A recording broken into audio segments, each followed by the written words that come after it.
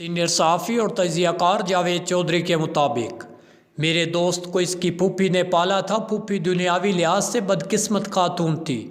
اللہ تعالیٰ نے اسے ہر لحاظ سے نواز رکھا تھا۔ یہ خوبصورت تھی۔ اللہ نے اس پر علم کے دروازے بھی کھول دیے۔ اس نے آج سے 40 سال پہلے ایم اے کیا۔ یہ کالج میں لیکچرار ہو گئی۔ جوان تھی تو بے شمار رشتے آتے تھے، لیکن گھر والوں نے ایک عجیب رشتے کا انتخاب کیا۔ یہ خاندان ایک غریب اور نادار بچے کی کفالت کر رہا تھا۔ خاندان نے اس بچے کو اسکول، کالج اور یونیورسٹی میں تعلیم دلائی۔ 15-20 سال تک اس کے تمام اخراجات بھی برداشت کیے۔ یہ بچہ جب تعلیم مکمل کر گیا تو خاندان نے گھر کی سب سے اچھی لڑکی اس کے نکاح میں دینے کا فیصلہ کیا۔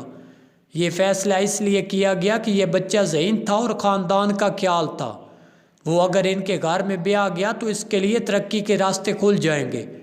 شادی ہوگی، لیکن 1 سال بعد اس نوجوان نے CSS کر لیا۔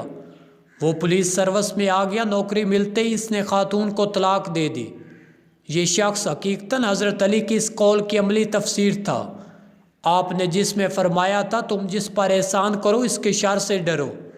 یہ شخص بعد ازاں پولیس کے اعلیٰ عہدوں تک پہنچا اور آخر میں ذلیل ہو کر ریٹائر ہوا۔ لیکن یہ شخص ہماری کہانی کا حصہ نہیں، یہ محض ایک کریکٹر تھا جو آیا اور کھیل سے خارج ہو گیا۔ طلاق کے بعد خاتون کا دل ٹوٹ گیا۔ اس نے دوسری شادی کرنے سے انکار کر دیا۔ باقی زندگی خاندان کے لیے وقف کر دی۔ اس نے والد اور والدہ کی خدمت کو اپنا شعار بنا لیا۔ اس دوران اس کے بڑے بھائی کی شادی ہوئی۔ اس شادی سے میرا دوست پیدا ہوا۔ اس دوست کو اس خاتون نے اپنا بیٹا بنا لیا۔ یہ اپنی مظلوم اور معصوم پھوپھی کی گود میں پرورش پانے لگا۔ اس خاتون کی زندگی آنے والے دنوں میں سکڑتی چلی گئی۔ یہ اس بچے اپنے والدین اور اپنے بھائیوں کی خدمت تک محدود ہو گئی۔ اس دوران وقت کے پتے جھڑتے رہے۔ اس پت جھڑ کے دوران اس کے والدین ایک ایک کر کے دنیا سے رخصت ہو گئے۔ خاتون کے والد کو جب دفن کیا گیا تو ان کے ساتھ ایک مصنوعی قبر بنا دی گئی۔ یہ کینٹ کا قبرستان تھا۔ اس قبرستان میں بعض اوقات جگہ کا حصول مشکل ہو جاتا تھا، لہٰذا خاندان نے گورکن سے درخواست کی اور گورکن نے والد کی قبر کے ساتھ مٹی کی ڈھیری بنا کر اگلی قبر بت کر دی۔ خاندان کے لوگ جب والد کی قبر پر فاتحہ کے لیے جاتے تو اکثر سوچتے یہ قبر پتہ نہیں کس کے حصے میں آئے گی۔ اس قبر کا حقدار بلا کر یہ مظلوم، معصوم، سادہ اور نیک خاتون بنی۔ لیکن اس کہانی کا ایک پہلو ابھی باقی ہے۔ 10-11 سال کی عمر میں میرے دوست سے ایک غلطی ہو گئی۔ یہ غلطی اس کے ضمیر میں کانٹا بن کر پوری زندگی کے لیے پیوست ہو گئی۔ بچپن میں اس نے ایک دن اپنی والدہ سے اپنی پھوپھی کی شکایت کر دی۔ یہ شکایت جھوٹی تھی۔ والدہ پھوپھی کے ساتھ ناراض ہو گئی۔ ان دونوں کا آمنا سامنا ہوا تو والدہ پھوپھی سے لڑ پڑی۔ پھوپھی پریشان ہوگی۔ اس نے بچے کو آواز دی۔ میرا دوست دونوں کے سامنے کھڑا ہو گیا۔ والدہ نے پھوپھی کے منہ پر بات کہنے کا کہا۔ بچے نے پھوپھی کو دیکھا اور وہ جھوٹ ان کے منہ پر بھی دوہرا دیا۔ پھوپھی پہلے حیران ہوئی، پھر وہ مسکرائی۔ اس نے بچے کو اپنے ساتھ لگایا اور اپنی بھابھی سے کہا اگر یہ میرا بیٹا کہہ رہا ہے تو پھر بات ٹھیک ہوگی۔ میں نے واقعہ ہی اسے کہا ہوگا۔ یہ لفظ اس وقت تیر بنے اور سیدھے میرے دوست کے دل میں لگ گئے۔ آج اس کی عمر بڑھاپے کی ہے۔ یہ خیال کی انگلیوں سے انہیں روز سہلاتا ہے۔ بے چین ہوتا ہے وہ دن اور آج کا دن۔ میرا دوست روزانہ سوچتا ہے وہ اپنی پھوپھی کے پاس جائے، اس سے غلطی کی معافی مانگے، لیکن شروع میں شرمندگی نے اسے موقع نہیں دیا۔ اب ہم آتے ہیں عمران خان کے تازہ فیصلے کی طرف۔ 30 جنوری کو عمران خان کی توشہ خانہ کیس میں بھی سماعت تھی۔ جج محمد بشیر عدالت پہنچ گئے۔ بشرا بی بی بھی عدالت میں موجود تھی۔ جج نے دونوں کو روسٹم پر طلب کیا۔ انہیں 342 کا سوال نامہ تھما دیا۔ بشرا بی بی کے سوال نامے میں 25 جبکہ عمران خان کے 27 سوال تھے۔ جج نے دونوں کو جواب کے لیے 15 منٹ دیے، لیکن دونوں نے وکلا کے بغیر جواب لکھنے سے انکار کر دیا۔ وکیل شہباز کھوسہ نے وکالت کی درخواست دی، لیکن جج نے یہ کہہ کر درخواست مسترد کر دی آپ لوگ کل اپنا حق اجرا کھو چکے ہیں۔ 15 منٹ بعد مزید 15 منٹ دیے گئے۔ اس کے بعد مزید 15 منٹ۔ یہ وقت 6 بار دیا گیا، لیکن بشرا بی بی اور عمران خان نے جواب تحریر نہ کیا۔ جج چھٹی بار عدالت میں آئے۔ انہوں نے سختی سے کہا آپ دونوں کو بہرحال جواب لکھنا پڑے گا۔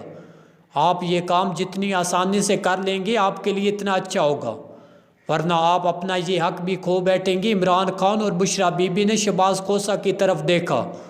انہوں نے سر ہلا کر ہاں کر دی اور اس کے بعد دونوں نے جواب لکھنا شروع کر دیا۔ شہباز کھوسہ، علی ظفر، گور خان، سلمان صفدر اور عمیر نیازی ان کی مدد کرنے لگے۔ بشریٰ بی بی کا جواب پہلے تیار ہو گیا۔ اسٹینو نے 342 کا بیان ٹائپ کیا، بشریٰ بی بی سے اس پر دستخط لیے۔ اس کے ساتھ ہی جج صاحب اپنی کرسی سے اٹھ گئے۔ ان کی طبیعت خراب ہو گئی، ان کا بلڈ پریشر شوٹ کر گیا۔ عمران خان کا بیان ابھی جمع نہیں ہوا تھا۔ خان صاحب اپنی کاپی اٹھا کر عدالت میں کھڑے تھے۔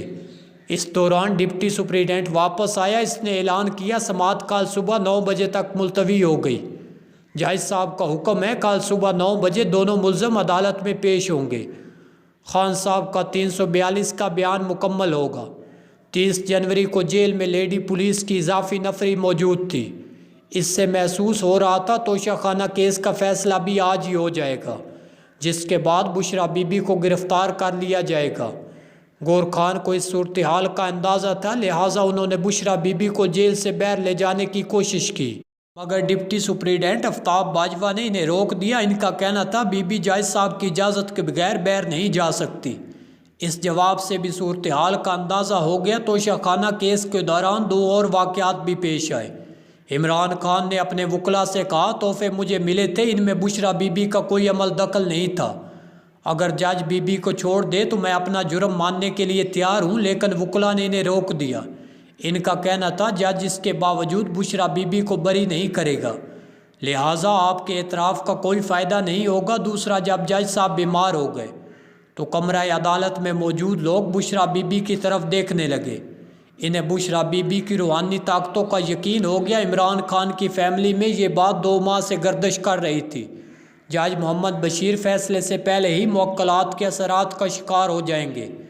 جج اس کیس کے دوران 6 مرتبہ بیمار ہوئے۔ انہوں نے 20 جنوری کو بیماری کی وجہ سے ریٹائرمنٹ تک چھٹی کی درخواست بھی دے دی تھی، جس سے موکلات کا تاثر مزید گہرا ہو گیا۔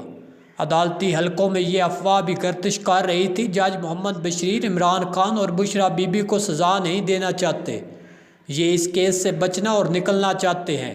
عین فیصلے کے وقت جج صاحب کی بیماری نے اس تاثر کو مزید گہرا کر دیا۔ بہرحال عمران خان کو سزا ہونی تھی اور یہ ہو گئی، لیکن اس سزا نے یہ ثابت کر دیا ملک میں ہر الیکشن سے قبل کسی نہ کسی سویلین وزیر اعظم کو سزا ضرور ہوگی، کوئی نہ کوئی نظام کے گھاٹ پر ضرور چڑھے گا۔ یہ سلسلہ 1958 میں حسین شہید سہروردی سے شروع ہوا اور آج تک جاری ہے۔ 2018 میں نواز شریف اپنی صاحبزادی کے ساتھ جیل میں تھے۔ عمران خان اسٹیبلشمنٹ کے کندھوں پر بیٹھے تھے۔ 2024 میں عمران خان اور بشریٰ بی بی جیل میں ہیں اور نواز شریف 1 پیج سے لطف اندوز ہو رہے ہیں۔ اب ایشو یہ ہے کہ 2024 کے بعد 2028 بھی آئے گا۔